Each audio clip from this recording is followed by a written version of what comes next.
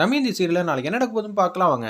நடந்த விஷயம்லாம் கேசவன் தாத்தா முன்னாடி தமயந்தி பேசுறாங்க. சொன்னோனே கேசவன் தாத்தா எல்லாரும் திட்டுவாங்கன்னு நினச்சிக்கிட்டு இருந்தா, நான் இருக்கம்மா உனக்கு. நான் உன் தாத்தாவா நின்னு இந்த வாழ்க்கையை சரி பண்ணி தந்து அந்த மெஸ்ஸையும் உன்கிட்ட மீட்டு எடுத்து கொடுக்குறம்மா. என்ன கேட்கறதுக்கு ஆள் இல்லைன்னு நினச்சாங்களான்னு சொல்லி தாத்தா தமயந்திக்கு ஆதரவா பேசினது வேற லெவல்ல மாசா இருந்துச்சுன்னே சொல்லலாம். மிஸ் பண்ணாம ஃபுல்லோடையும் கேளுங்க. அதுக்கு முன்னாடி இந்த வீடியோ பிடிச்சிருந்துச்சுன்னா லைக் பண்ணி பாருங்க. ரொம்ப பிடிச்சிருந்துச்சுன்னா சேனலுக்கு சப்ஸ்கிரைப் பண்ணி கண்டினியூஸா ஆதரவு தாங்க. தமயந்தி பெட்டி படிக்கலாம் எடுத்துட்டு வெளில வராங்க.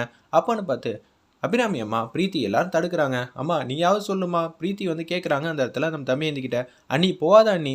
எதுக்கு பிரீத்தி நான் இந்த வீட்டில் இருக்கணும்? இந்த வீட்டில் இருக்கிறதுக்கு அங்கீகாரம் உரிமை எதுவுமே இல்லை அப்படின்னு சொல்லிடுறாங்க. இந்த தாலியை அவர் தாலியாவே மதிக்கலை.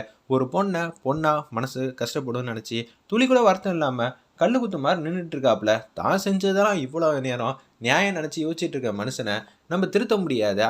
இல்லை என்ன செய்ய முடியும்? அதுக்கிட்ட பேசுறதே வேஸ்ட்டு, டோட்டல் வேஸ்ட்டு, டயர்லேருந்து எல்லாம் வேஸ்ட்டு தான். நான் போகிறத தவிர வேறு வழி இல்லை. அபிராமி அம்மாவும் தடுக்கிறாங்க.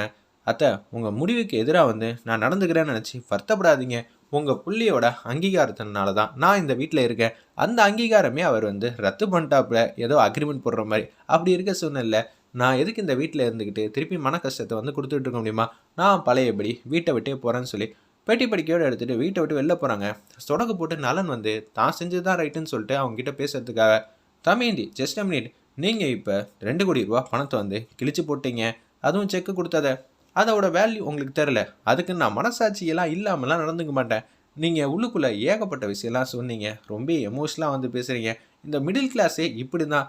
ஏதோ சினிமாலாம் பார்த்துட்டு அங்கே இருக்கிற வசனத்தெல்லாம் அப்படியே இது மாதிரி ஒரு சுச்சுவேஷன் வரப்போ ஒப்பிச்சிட்டு தான் செய்கிறது தான் கரெக்டுங்கிற மாதிரி வீராப்பா பேசுகிறீங்களே. சே இதெல்லாம் எனக்கு சுத்தமாக பிடிக்கவே பிடிக்காது. இன்னமும் அந்த டீல் அப்படி தான் இருக்குது. உனக்கு எப்போ பணம் தேவைனாலும் நீ என்கிட்ட கேளு. நான் உன்கிட்ட 2 கோடி ரூபா கடன் பட்டிருக்கேன். அந்த கடனை கண்டிப்பாக நான் கொடுத்துருவேன். உனக்கு எப்போ வேணாலும் என் வீட்டு காலிங் பெல்லை நீ அமுக்கலாம். தாராளமாக உனக்கு நான் செக் போட்டு தந்துடுறேன்.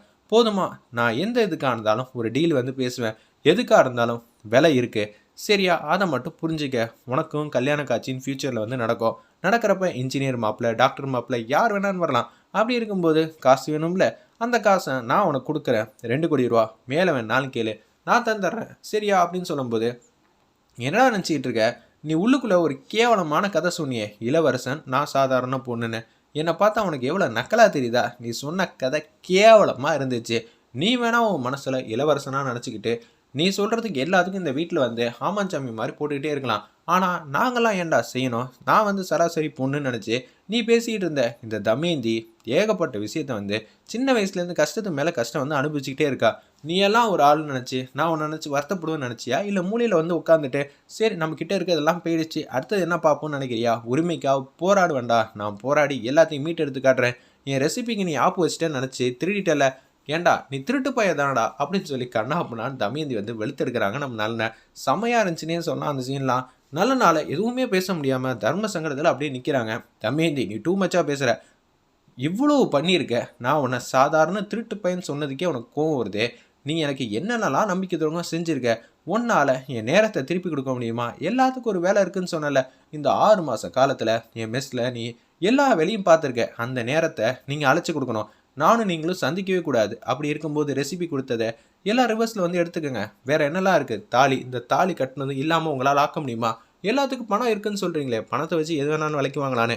இது எல்லாத்தையும் உங்கள் பணத்தால் விலைக்கு வாங்க பார்ப்போம். எதுவும் முடியாதுல்ல.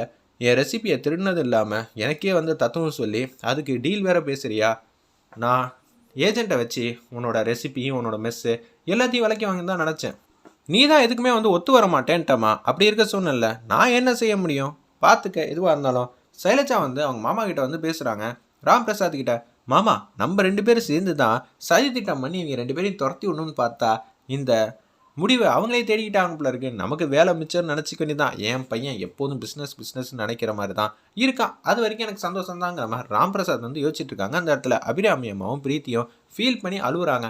என்னம்மா அண்ணன் இப்படி ஒரு முடிவு எடுத்திருக்காங்க? இத்தனை நாளா இவங்க தான் நம்ம அண்ணன் தெரியாமல் இருந்தேம்மா. என்னம்மா இப்படி ஆயிடுச்சு? ஆமாம் பிரீத்தி, என்னாலையும் இதெல்லாம் கேட்டு தாங்க முடியாமல் தான் நானே நிற்கிறேன். நமக்கே இவ்வளோ பெரிய நம்பிக்கை துரோகம் செஞ்சுட்டானே. தமயந்தி இருக்கிற இடத்துல பார்த்தா அவள் என்னென்னலாம் இழந்திருக்கா. எனக்கு என் பையனை பார்த்தாலே பிடிக்கலங்கிற மாதிரி உச்சக்கட்ட கோவத்தில் இருக்காங்க. அந்த இடத்துல நம்ம அபிராமி அம்மா நலன் மேலே இத்தனை நாளாக இவனுக்காக நம்ம அன்பு பாசத்தெல்லாம் கொட்டி கொட்டி வளர்த்தோம். அப்போனா நம்மக்கிட்ட காட்டுற பாசமும் வேஷமா அப்படின்னு புரிஞ்சிட்டு இருக்காங்க. அந்த இடத்துல நம்ம அபிராமி அம்மா தமயந்தி, நீங்கள் ஓவரா ஸ்ட்ராட்டஜிலாம் பேசுகிறீங்க. இதெல்லாம் உங்களால் சாதிச்சு காட்டலாம் முடியாது. பணத்தை வாங்குனீங்களா? மிடில் கிளாஸ் மாதிரி பணத்தை எங்கேயாவது முதலீடு பண்ணீங்களா? மாதம் மாதம் ஏதாவது பேமெண்ட் வந்துச்சான்னு பார்க்கணும். அதை விட்டுட்டு தேவையில்லாம் பர்ஃபார்ம் பண்ணுற வேலையெல்லாம் வச்சுக்காதீங்க. உங்களால் முடியாது. 20 ரூபாய்க்கு சாப்பாடு போடுறதும் நான் 1000 ரூபா 2000 ரூபாய்க்கு சாப்பாடு போடுறதும் ஒன்றாயிடுமா அப்படின்னு சொல்கிறாங்க. என்ன எல்லாரும் மாதிரி நான் மூலையில் உட்காருவேன்னு நினச்சியா? மூலையில் உட்கார மாட்டேன்டா. நான் உனக்கு திருப்பி கொடுக்க வேண்டியது ஏக போகா இருக்குது. அது எல்லாத்தையும் நான் திருப்பி கொடுக்குறேன். இப்போ என்ன, நான் உன் அளவுக்கு வர முடியாதுன்னு நினைக்கிறியா? எல்லா விதத்துலேயும் நான் வளர்ந்து காட்டி பணம்லாம் ஒன்றுமே இல்லை, நான் நிரூபித்து காட்டுறேங்கிற மாதிரி மாஸ் பண்ணிட்டு அங்கேருந்து வந்து பெட்டி எடுத்துகிட்டு வேக வேகமாக ஆட்டோவில் ஏறி போகிறாங்க. அபிராமி அம்மா மயக்கம் போட்டு கீழே விழுவுறாங்க. ஒரு பக்கம் ரொம்ப சோகமாக வந்து வீட்டுக்கு வந்துக்கிட்டு இருக்காங்க. மாதவியும் ஆதாரத்தனாவும் யதார்த்தமாக வாசலில் நிற்கிறப்ப ஆட்டோவில் பெட்டி பிடிக்கோட வந்து நிற்கிறத பார்த்தா, என்ன இவ பெட்டி பிடிக்கோட வந்துகிட்டு இருக்கா? அதுவும் கல்யாணம் ஆகி 4 நாள் கூட ஆகலை. அப்படி இருக்கும்போது ஏதாவது பிரச்சனையாக இருக்குமோ தெரியலையே. என்ன பிரச்சனையாக இருந்தாலும் சந்தோஷம்தாம்மா, நம்ம பார்த்துக்கலாம் அப்படின்னு சொல்லி ஆராதனாலேருந்து எல்லாம் யோசிச்சுட்டு இருக்காங்க. நாயகி பாட்டி வந்து வந்துடுறாங்க. தமயந்தி, என்னம்மா வாசலே நிற்கிறேன், வாமா உள்ளே போகலாம் அப்படின்னு சொல்லும்போது, மறு வீட்டுக்கு வந்தோன்னே நானே கேட்கணும்னு நினச்சேம்மா, ஒரு 2-3 நாள் வந்து பொண்ணு மாப்பிளையும் இங்கே தங்கியிருந்தா நல்லா இருக்கும்னு. ஆனால் நீங்கள் இப்படியெல்லாம் வந்து வராமல் இருந்திருப்பீங்களோ நினச்சி பயந்துகிட்டே இருந்தேன். நீ வந்த நினச்சி சந்தோஷமாக இருக்குது. மாதவி, என்னடி நினச்சிக்கிட்டு இருக்க? பொண்ணு மாப்பிளையும் வந்திருக்காங்க. நல்லா பாருங்க, பொண்ணு வந்திருக்காங்க. மாப்பிள்ளை வந்திருக்காங்களான்னு சொல்லி, மாப்பிள்ளை ஏதாவது பிஸ்னஸ் மீட்டிங் எங்கேயாவது போயிருப்பாங்க, வருவாங்க அப்படின்னு சொல்லி ஹாலில் வந்து உட்காந்துட்டு இருக்காங்க. கூட வந்து சிவராமன் வராங்க, கிருஷ்ணா வந்து நிற்கிறாங்க, அவங்க தம்பி வருண் வந்து நிற்கிறாங்க. என்ன ஆச்சுன்னு சொல்லி எல்லாருமே வந்து கேட்குறாங்க. அப்பன்னு பார்த்து ஒவ்வொன்றும் அழுவ ஆரம்பிச்சிட்டாங்க. அந்த இடத்துல என்ன ஆச்சுமா அப்படின்னு சொல்லி கேட்கும்போது, பார்த்தீங்களா மாமா, என்னமோ நடந்துகிட்டு இருக்குன்னு சொல்லி கேசவன் தாத்தா வந்து நிற்கிறாங்க. அந்த இடத்துல மாதவி வந்து ஏற்றி விட்றாங்க கேசவன் தாத்தா முன்னாடி. ஏதோ பிரச்சனையாக இருக்குது, பெட்டி படிக்கோட வந்துகிட்டு இருக்கா, என் வாழ்க்கையிலேருந்து எல்லாமே போச்சு அப்படின்னு சொல்கிறாங்க. என்னது வாழ்க்கையிலேருந்து எல்லாம் போச்சா?